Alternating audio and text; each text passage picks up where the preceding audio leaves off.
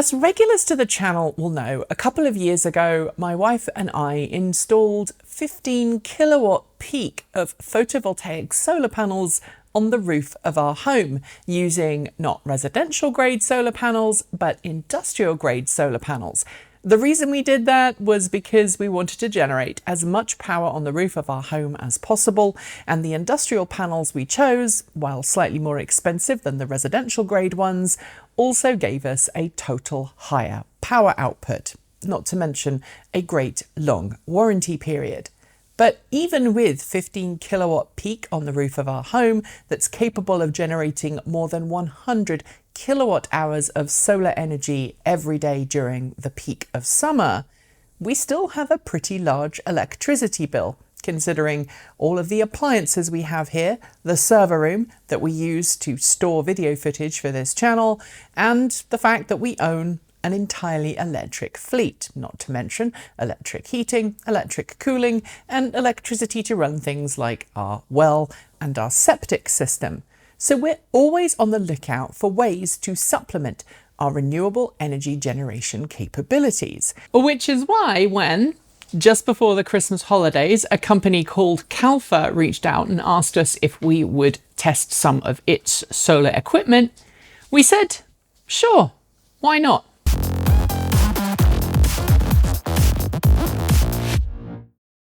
Calpha is spelt C-A-L-P-H-A, and it offers a range of different products for photovoltaic uses. You can buy flexible solar panels, you can buy rigid solar panels, you can buy solar panels that go on your RV, or you can buy solar panels that go on a rigid structure such as the roof of your home. Calpha also offers a range of different solar inverters designed for both grid-tied and off-grid storage capabilities. What we've got here is its 100 watt rigid solar panel. The company sent me 7 of these to review, along with a 5 kilowatt grid-tied inverter, a bunch of cables, and coming in the mail, an Internet of Things dongle that allows me to interact with this box with my home automation system. At least, fingers crossed. That's what we are hoping. To be clear, we haven't received any money for this review, although we have been sent these products in order to review them. So yeah, we've had a fair bit of equipment sent our way in exchange for a review, but Calpha don't get to see this review until it's published, and it won't get to see the second review that we will produce when everything is up and actually working.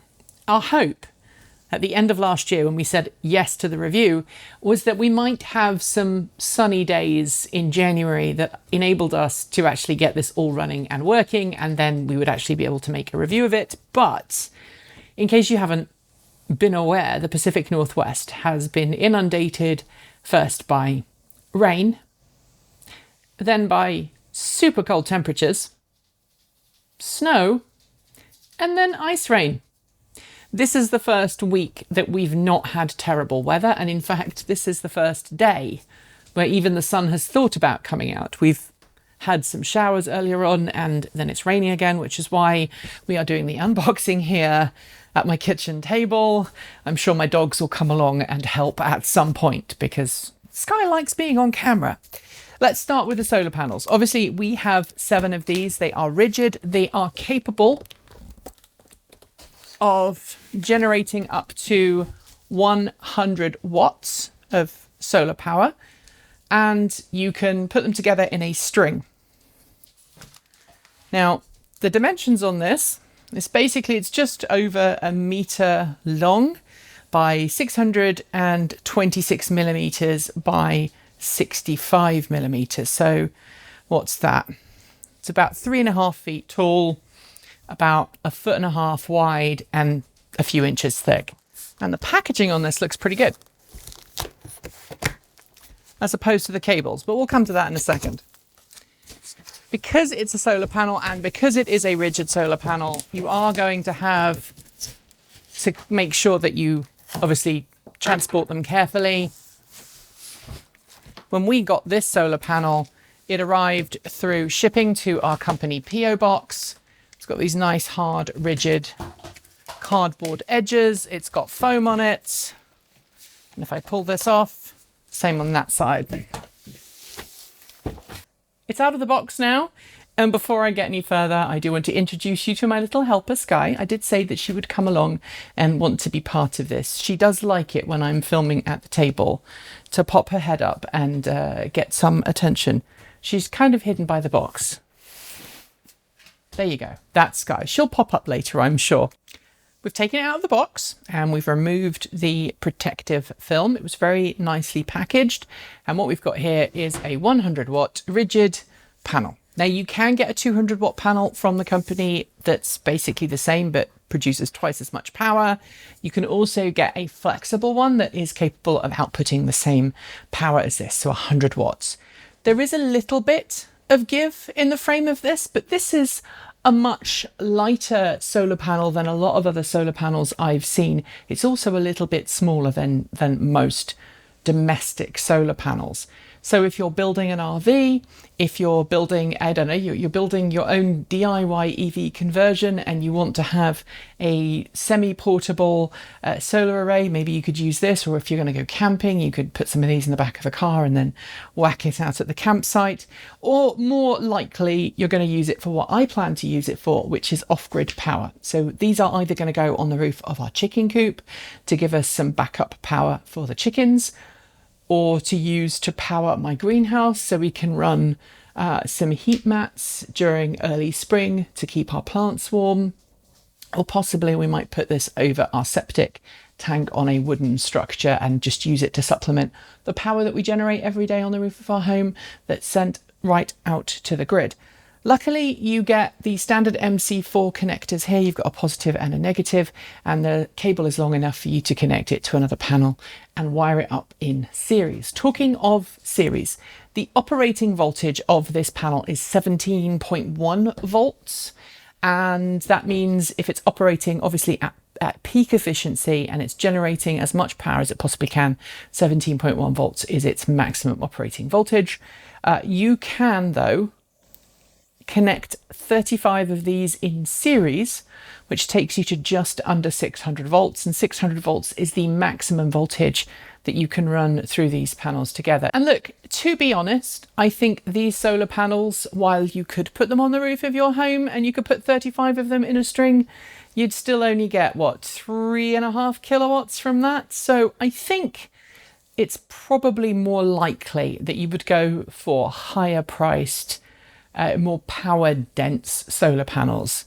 These I think, this is nothing that I've been told to say, by the way, I think these are better suited to a more flexible off-grid solution where cost might be more of a concern to you than necessarily the output that you have from the panels, which is where our application comes in. So we haven't decided completely what we plan to do with these panels, but we're probably going to put them on the roof of the chicken coop or maybe on a semi-permanent wooden structure somewhere out in the garden where they can get a lot of sunlight.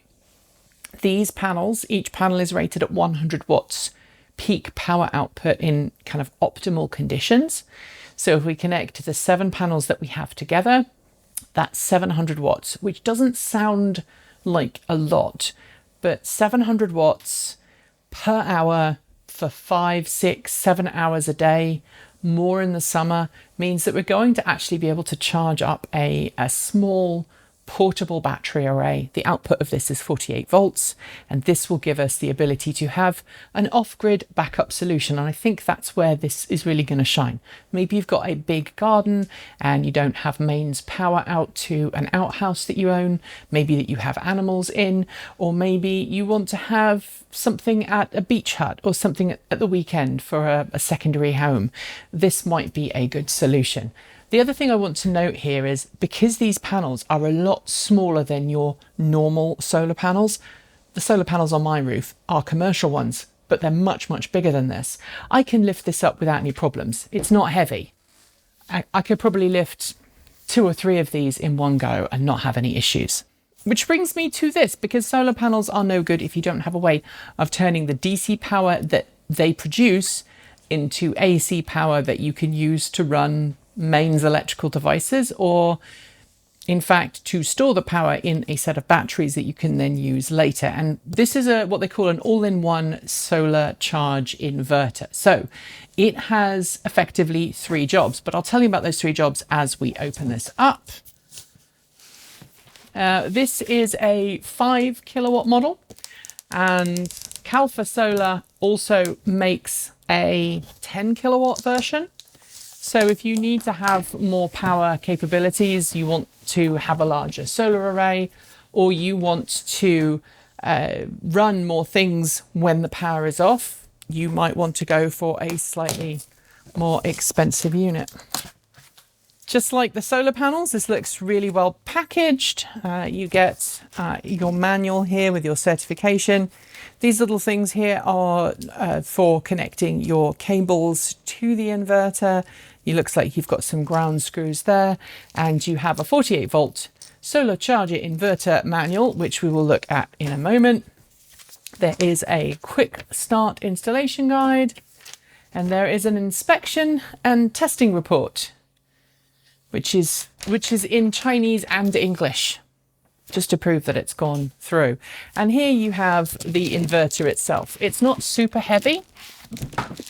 And as I said at the beginning, this unit is capable of operating both completely independently as a standalone non-grid connected system. It is also capable of connecting to the electrical grid.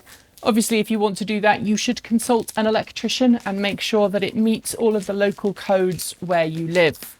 You don't want to just be connecting something willy-nilly to the grid without first checking with a qualified electrician, and also having all of the permits pulled with your local city or county or state, depending on where you happen to live in the world, or indeed, if you live in other countries, your local municipality.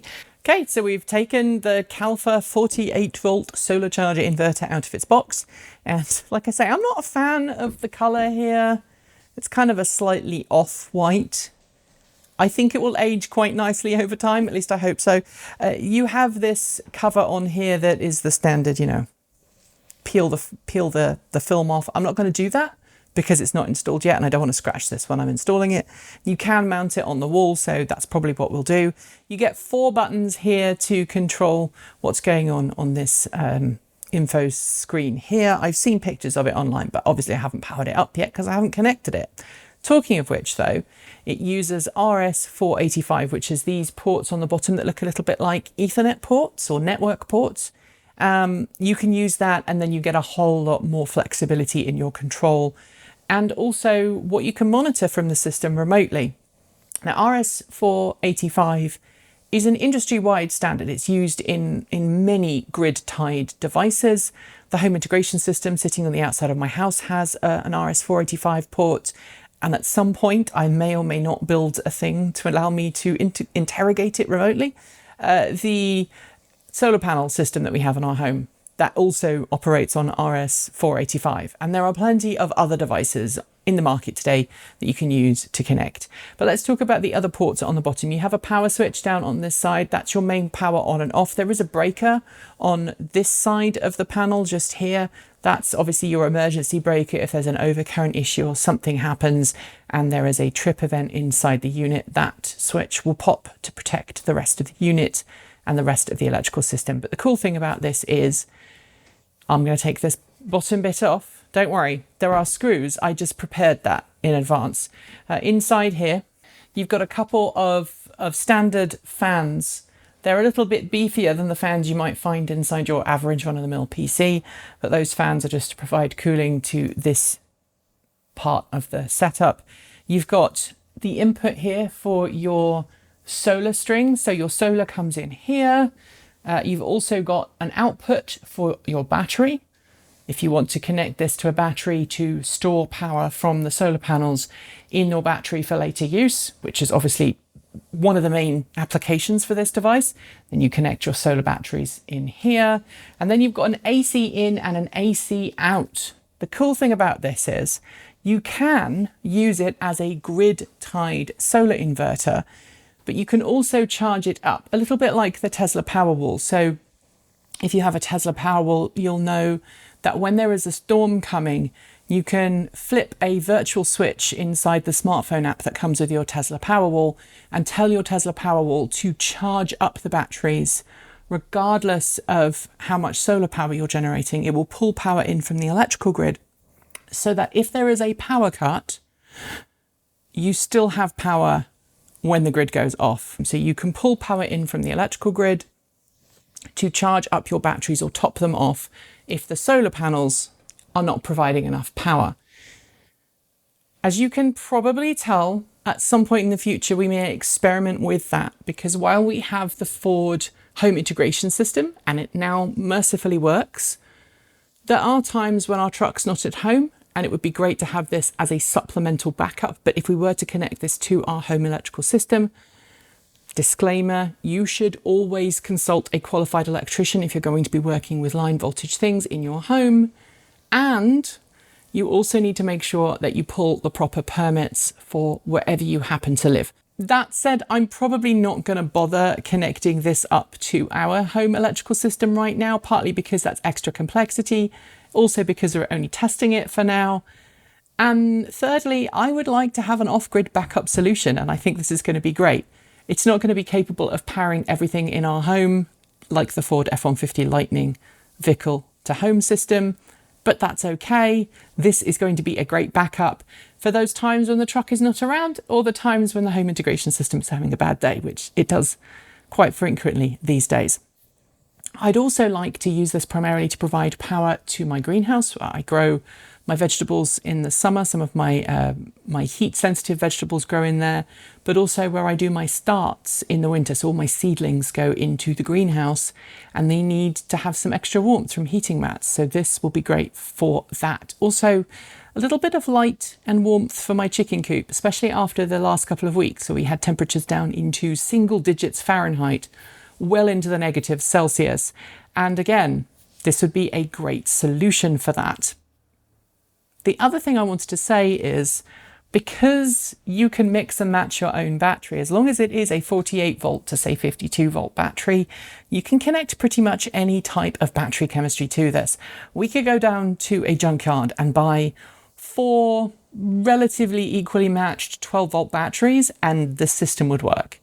We could make a battery out of a Nissan Leaf like Dala the Great has from Finland. He has turned Nissan Leaf batteries into grid-tied energy storage and off-grid energy storage products made using a Nissan Leaf battery. And maybe we'll do the same thing there, especially since we have a Vectrex VX1, as many of you know, one of the very first electric maxi scooters made. It's fast approaching 18 years old. Its original nickel metal hydride batteries are absolutely shot. And I have a real world range of about 20 miles. And one of our other projects this year is to upgrade that with Nissan Leaf battery cells. So maybe we'll get some Nissan Leaf battery cells for that and then get some extra ones to run this on. And we'll have a second life project for those Nissan Leaf cells. Despite what you may have heard in the comments section, that will mean they won't be just heading off to landfill, and they may have a very long life connected to something like this. And this is capable of outputting 5 kilowatts continuous or 10 kilowatts peak, which, if I tell you that my home integration system has a maximum power output of 9.7 kilowatts continuous, it can peak to, I think, more than double that. So it's about twice the power output of this unit. But this is definitely a lot less in terms of pricing. Like so many other companies producing these kind of products, they've always got some kind of online sale going on. So if I tell you prices today, it's not going to be very effective. There are links in the show notes to the company's website. And to be clear, this is not like most YouTube reviews and unboxings where there is a kickback provided to the creator for everyone who goes there. We don't do that. We don't make any money off this company. So if you go there and look at the products and you buy it, we won't get anything for it. And that's okay, because it allows us to give you an honest review. And like I said at the top, this company doesn't get to see the review until it's published, or in this case, the unboxing. But it's worth noting that if you are in the US, you can get up to 30% off the cost of installing solar thanks to government incentives that are currently available. They're very similar to the ones that I used when we had a professional solar installation company put PV on the roof of our home when we were working with our longtime sponsors and friends, Energy Sage. But in this case, if you do a DIY installation, I believe the requirements are slightly different. So you may want to check that out. Luckily though, Calpha Solar does provide information on its website. So you can go and read up on that and how it applies to its products. Obviously, being made in China, there is questions as to whether there are going to be changes in prices brought about by tariff changes. And obviously, again, that's another reason why we haven't mentioned pricing in this video, because that kind of thing changes so frequently. So in addition to this unit, we have a box of cables here, and this is the time that I am going to criticize Calpha Solar very much, because this is how the box arrived. So the cables look great. This is your standard MC4 cable. They are nice quality, they're well made, they're nice and long. But the box wasn't very well put together. This is what the box looked like, and I actually opened it when I picked it up at our PO box because I was worried that there might be something missing. I do not believe there's anything missing out of the box, and as you can see, I haven't taken any of these out, and I'm not going to. I'm going to wait until we actually install. Which brings us to the next video and what we plan to do with this. When we said yes to Calpha Solar and we said, yeah, we'd love to do a video and review your product, there was a lot of backing forwarding. The company wanted us to sign a non-disclosure and all kinds of other things, and we said no, because that's what we do. We don't sign anything. We don't do influencer agreements. What you see is what you get.